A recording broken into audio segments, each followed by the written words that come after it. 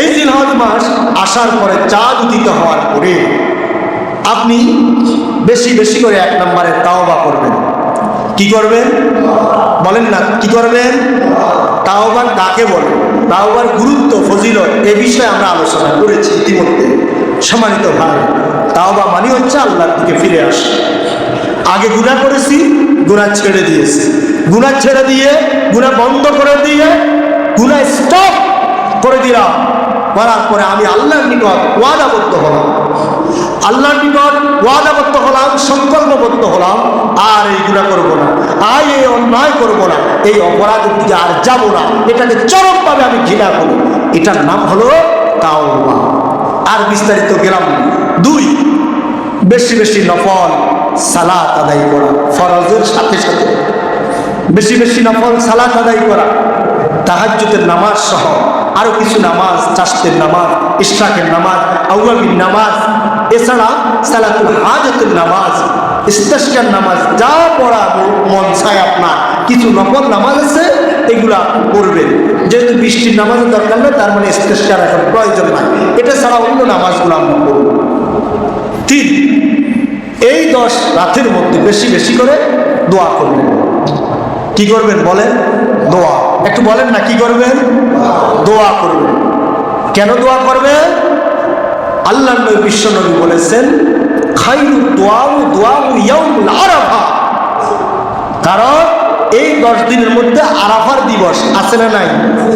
এই যে আসতেছে 15ই জুন, 15 তারিখ, এই 15 তারিখ হজ অর্থাৎ আরাফার দিবস।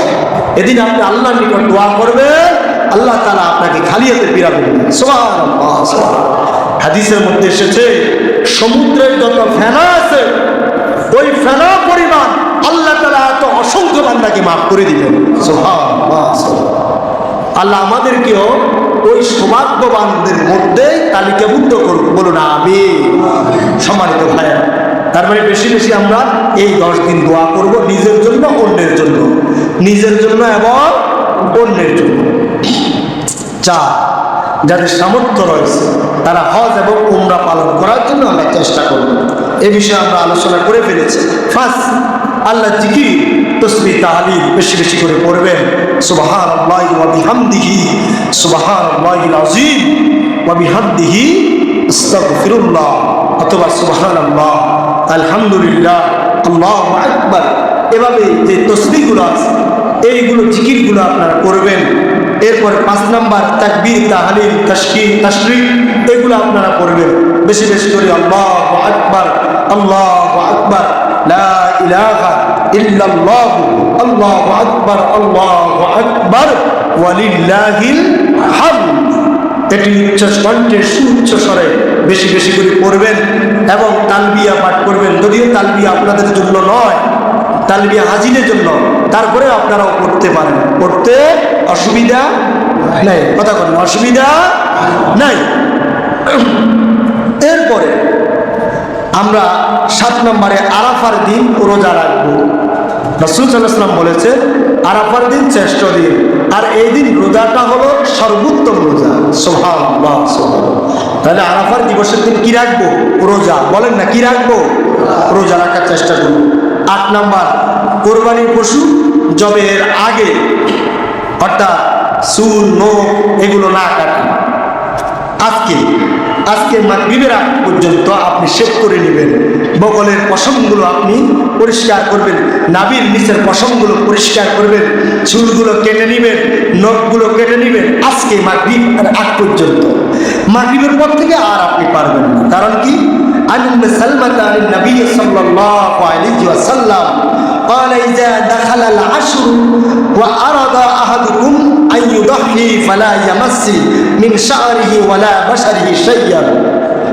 হযরত উম্মে সালামা রাদিয়াল্লাহু তাআলা আনহা, রাসূলের স্ত্রী, তিনি হাদিস খানা বর্ণনা করেন যে নবীজি বলেন, ইজা যখন দাখালা প্রবেশ করে, যখন আসে, আশরু যখন জিলহজের প্রথম 10 দিন আসে, প্রথম 10 দিন দশক শুরু হয়, ওয়া আরাদা আহাদুকুম তোমাদের মধ্যে কেউ যদি কোরবানি করার ইচ্ছা করে, আইয়ুদাহিয়া তোমাদের মধ্যে কেউ যদি কোরবানি করার ইচ্ছা করে, ফালা ইয়ামাসসা মিন শারিহি ওয়ালা বাশারিহি শাইয়্যান, তোমাদের মধ্যে কেউ কোরবানি করার ইচ্ছা রাখে সে যেন তার চুল, শারিহি তার চুল এবং তার শরীরের কোনো অংশ তাতে স্পর্শ না করে, অর্থাৎ তার নখ না কাটে।